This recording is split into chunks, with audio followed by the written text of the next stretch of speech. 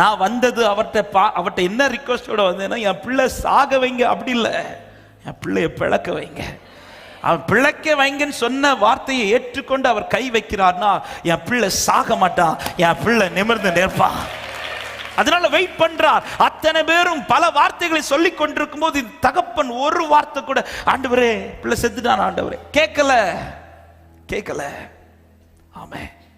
யவீரு இயேசுவை வீட்டுக்கு அழைத்து கொண்டு போயிட்டு இருக்கிற அந்த வேளை ஒரு செய்தி வருது, உன் மகள் மரித்து போனால் சொன்னதும் ஆண்டவர் சொல்றார், பயப்படாதே, விசுவாசம் உள்ளவனா இரு என்று சொன்னதும் யவீரு அடுத்த கொஸ்டின் கேட்கல, எப்படி ஆண்டவரே, கொஞ்சம் முன்னாடி நீங்க வந்திருந்தீங்கன்னா நல்லா இருந்திருக்குமே, இப்பதான் மகள் மாதிரி எந்த கொஸ்டினும் கேட்கல. ஏன்னா யவீருக்கு நம்பிக்கை உண்டு, எனக்குன்னு அவர் புறப்பட்டிருக்கிறார். எங்கேயோ போனவர், எதையோ செய்ய போனவர், நான் காலில் விழுந்ததுனால எனக்காக அவர் புறப்பட்டிருக்கிறார். எனக்காய் புறப்பட்டவர் என்னுடையதை செய்யாம அவர் திரும்ப மாட்டார். ஆமென். அவர் அனுப்பின வார்த்தை வெறுமையாய் அவரிடத்தில் திரும்பாமல், அவர் எதற்காய் அனுப்பினாரோ அந்த காரியம் ஆகும்படி செய்யப்படும் என்று நம்புகிறவர்கள், நீர் சொல்லியும் செய்யாதிருப்பீரோ, சொன்ன வார்த்தையை போவீரோ, நீர் சொல்லியும் செய்யாதிருப்பீரோ, சொன்ன வார்த்தையை மறந்து போவீரோ, ஒரு முறை என்னிடம் நீர் சொன்னதை குறித்திட்ட காலத்தில் நிறைவேற்றுவீர், ஒரு முறை. ஹல்லேலூயா. ஆமென். ஒன்னு செய்ய தொடங்கிட்டார் அவங்க லைஃப்ல, அது முடிக்காம ஆண்டவர் சும்மா இருக்க மாட்டார். எத்தனை பேர் நம்புறீங்க?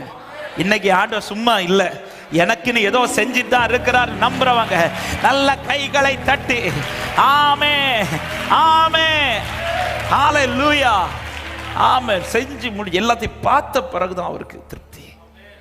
அதாவது அவர் என்னெல்லாம் நினைச்சாரோ அதெல்லாம் பார்த்த பிறகுதான் அவருக்கு உட்கார்றதுக்கு மனசு வருது. அதுவரை செஞ்சுட்டே இருக்கிறார். ஆமென். என் லைஃபை குறித்து அவர் என்னெல்லாம் பார்க்கணும்னு விரும்பினாரோ அதை பார்க்கறது வரைக்கும் அவருக்கு இருதயம் இருக்காது. என் கர்த்தர் எனக்காய் செய்கிறார். அதனாலதான் தாவீது, கர்த்தர் எனக்காக யாவையும் செய்து முடிப்பார்.